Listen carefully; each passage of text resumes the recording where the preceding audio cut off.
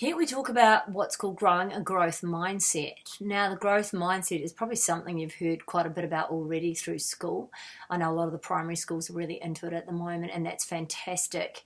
When I was at school, way back in the dim, dark ages, there was no such thing as a growth mindset, or we didn't know about it if there was, and we certainly weren't told about it. It was all about achieve, achieve, achieve, and don't stray too far from what you're good at because you don't want to look stupid and you'd get punished if you said something that wasn't smart, or you'd get laughed at or teased, or even worse. So the schools themselves as well have come a long way on this, thank goodness, because that makes it so much better for young people now. In a learning environment, you're going to be able to learn heaps more, heaps faster, and that's what you're going to need to do growing up and coming out into a world that's a whole lot less certain than the one I grew up in.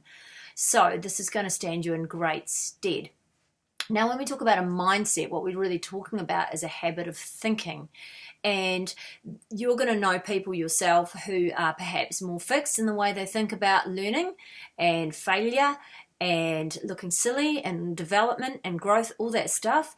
You yourself will know how you feel about all that. There'll be some things that you're probably pretty confident in giving a try, and there are other things that you just go, oh, there's just no way you could get me to do that. I'll look stupid, I'll feel embarrassed and ashamed, and that's really the root of the problem.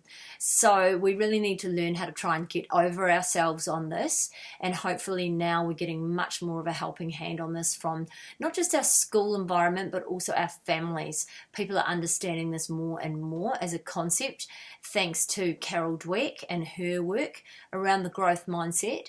And when you understand a bit more about this, I've gone into quite a bit of detail in the workbook, as you can see. When you can understand a little bit more about it, then hopefully it's going to help you be able to step a little bit outside your comfort zone. Because I know it's a silly little drawing I just drew there about your comfort zone and where the magic happens. If you want new and different, you're going to have to experiment and try new and different. And sometimes that's going to mean you fall flat on your face. And sometimes it might mean that other people laugh at you. And sometimes it might mean you're embarrassed.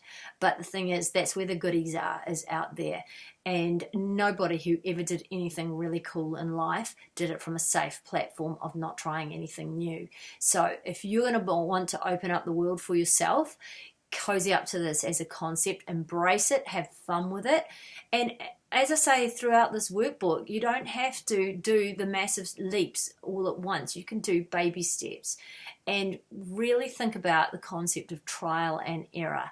Oh well, what's the worst that can happen if I do this? Yes, so I might look a bit silly, but hey, it could be fun.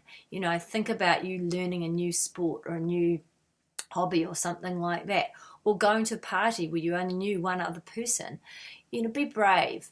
How bad can it really be? Maybe get a support network around yourself, and your friends can help you as well, or your family.